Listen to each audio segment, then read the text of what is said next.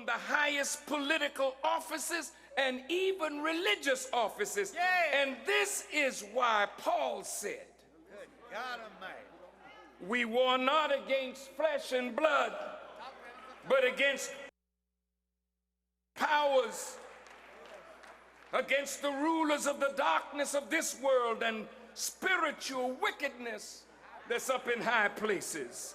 Talk, minister, talk.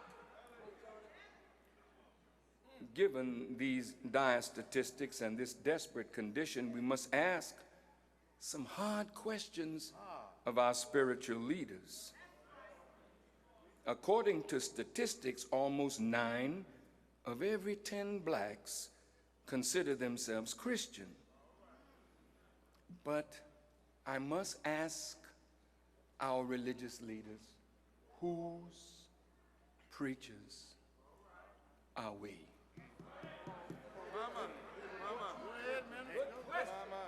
Who do we belong to? See, if we truly belong to Christ, we can say, come out of her. Yeah. And be not partakers of her sins and her plagues. So we have to ask our religious people, even Muslims, who want to water down the religion, Water it down. Water it down. to make ourselves pleasing to American government and politics in a time of hatred for Islam.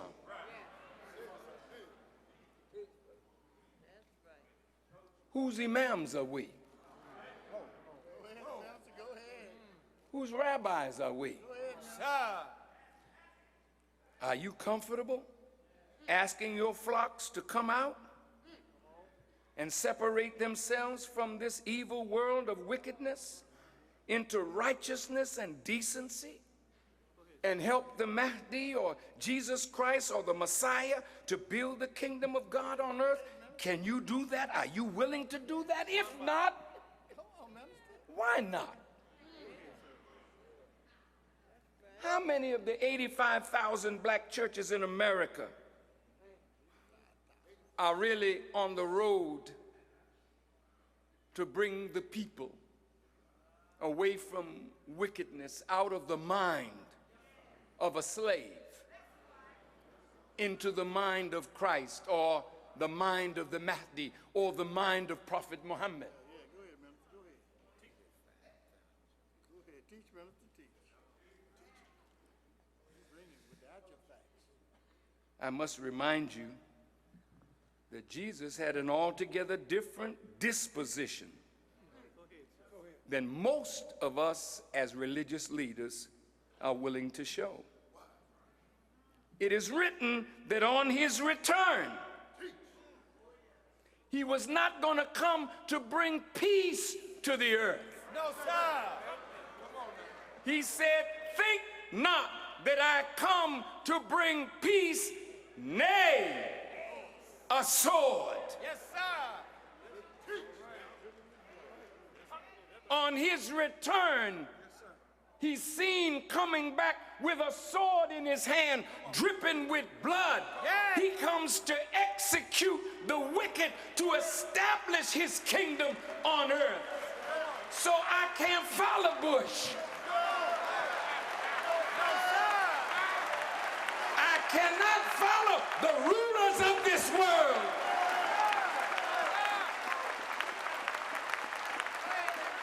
And I cannot follow those who want to hook me up with the rulers of this world.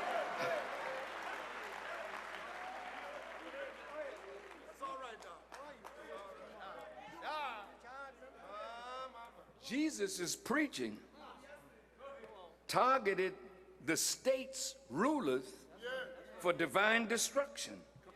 And he rebuked the religious authorities of his day. These are actions that today's preachers and imams and rabbis must think about. And ask yourself, are we willing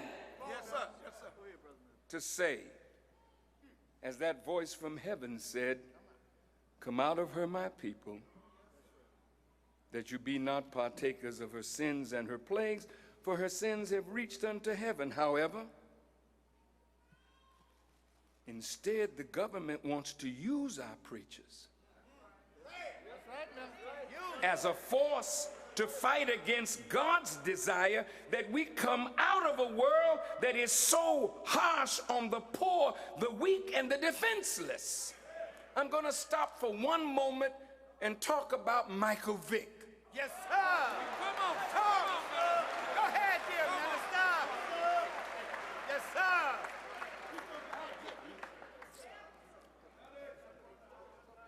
I know our brother broke the law. Come on, man.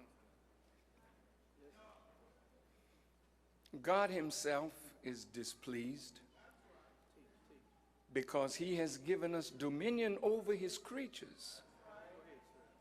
And he does not want us to abuse and misuse his creatures for sport.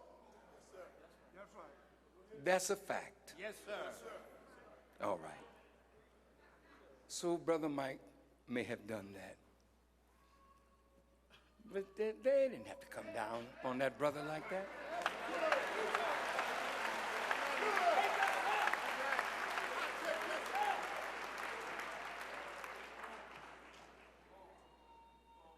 He's young. He's black. He's super rich. And remember what the sociologist said earlier, we let you all into the middle class at our sufferance. It grieves us to see a black man with that kind of money and all these little white children wearing his jersey. Yeah. That's right. See, white people are losing control of their children to black sports and entertainment figures, and they can't take it no more.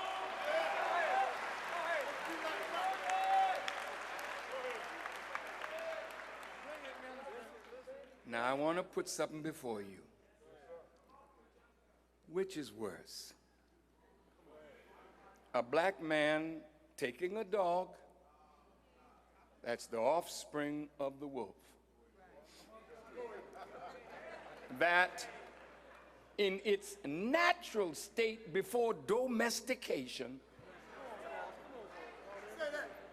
will fight for its survival by killing what it can eat.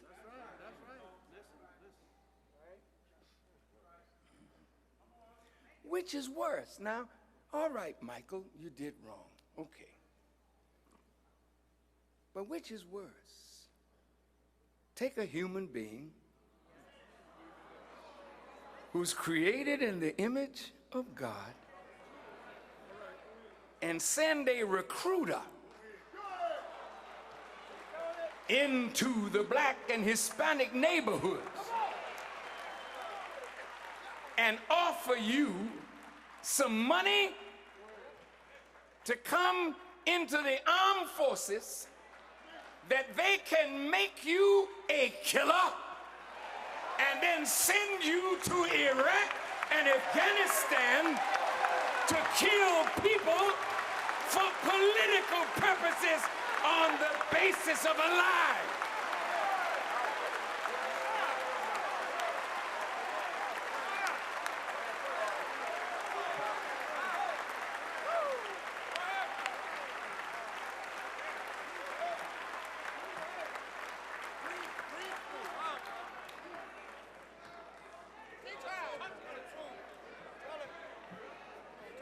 So the Honorable Elijah Muhammad said, quote,